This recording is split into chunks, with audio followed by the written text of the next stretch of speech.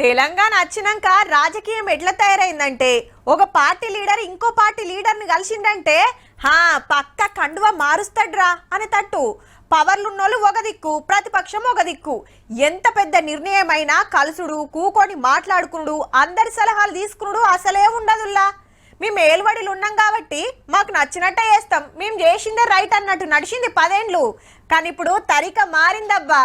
బనకచెర్ల భాగవతం అందరికి తెలియాలని అన్ని పార్టీల ఎంపీలతోటి సర్కారోళ్ళు సచివాలయంలో మీటింగ్ పెడితే బీజేపీకి నుంచి డీకే అరుణ, రఘునందన్ రావు, బీఆర్ఎస్ నుంచి వద్దిరాజు రవిచంద్ర, దామోదర్ రావు, ఎంఐఎం అసదుద్దీన్, కాంగ్రెస్ ఎంపీలు అంతా వచ్చిండ్రు. కానీ సెంటర్ మంత్రులు కిషన్ రెడ్డి, బండి సంజయ్ సార్లు అయితే రాలే. ఆంధ్ర గవర్నమెంట్ మన గోదావరి నీళ్లు ఎత్తుకపోతానికి ఏం ప్లాన్ లేస్తుందో అట్లయితే మనకి ఎంత నష్టమో ఇంజనీర్లు ఆఫీసర్లు వివరంగా చెప్పిండ్రు పెద్ద టీవీలా. పోలవరంకెళ్లి రాయలసీమకు పట్టుకపోతానికి 80,000 కోట్లతోటి ప్లాన్ వేసింది పక్క రాష్ట్రం. కట్టుకుంటానికి పర్మిషన్లు ఇచ్చుడే కాదు పైసా సాయం కూడా చేస్తుంది సెంటర్ గవర్నమెంట్. చెల్ మా రాష్ట్రంలో ప్రాజెక్టులు నిండక ముందే కిందికి ఎట్లా తీసుకుంటారు, అట్లయితే మేము లాస్ అవుతాం అనేది మనోళ్ళ మాట. బనకచెర్ల ఆపాల్సిందే అని సెంటర్ వాళ్ళకు ఉత్తరాలు రాసిండ్రు. రేపు ఢిల్లీకి రేవంత్ సారు, ఉత్తమ్ సారు పోయి కంప్లైంట్ చేస్తారట మల్లోపారి. ఇది తెలంగాణ నీటి హక్కులకు వ్యతిరేకం.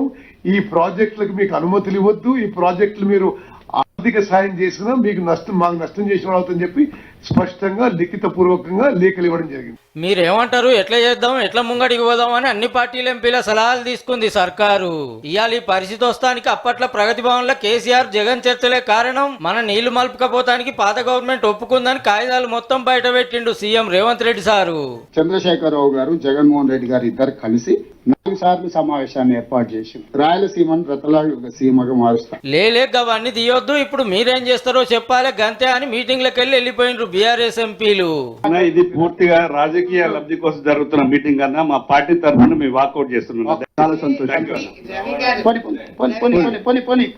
ఆయన ప్రాబ్లమ్స్ ఆయనకుంటే సెంటర్ వాళ్ళని కలవాలి, పార్లమెంట్ లో గట్టిగా మాట్లాడాలి, అందరం ఒక్క మాట మీద ఉండాలని డిసైడ్ చేసిండ్రు. ఇక బీజేపీ ఎంపీలు ఆఖరిది అనుకున్నారు కానీ ఢిల్లీకి పోయినాక ఏం చేస్తారో చూడాలి. మరి అందరు వెళ్ళిపోయినాక అప్పట్లో కేసీఆర్ సార్ ఏం చెప్పిండో మొత్తం పాత వీడియోలు చూపించిండు ముఖ్యమంత్రి సారు. బేసిన్లు బేసిజాలు అడ్డం పెట్టము, మీకు సహకరిస్తాము. రాయలసీమ కరువు ప్రాంతము, వాళ్ళకి నీళ్లు రావాలి తప్పకుండా, అది న్యాయం. మీరు తెచ్చుకోండి, మేము అవుట్ రైట్ సపోర్ట్ చేస్తామని చెప్పింది. తెలంగాణ ప్రాజెక్టులకు ఒకవేళ తీరని ఏదైనా ద్రోహం జరిగితే ఉరిదీయాల్సింది చంద్రశేఖరరావును, హరీష్ రావునే. సర్వ పాపాలు చేసింది మీరు, పాపాల భైరవులు మీరు, తెలంగాణకు అన్యాయం చేసింది మీరు. మల్లోపారి అంతా చెప్పుకొచ్చి ఆఖరిలో గిట్ల అన్నాడు. చంద్రబాబు నాయుడు గారికి నేను సూచన చేస్తున్నా, మీరు పక్క రాష్ట్ర ముఖ్యమంత్రి, కేంద్రంలో మీకు పలుపాడు ఉండొచ్చు, మోడీ గారు మీరు ఏం చెప్తే అది వినొచ్చు.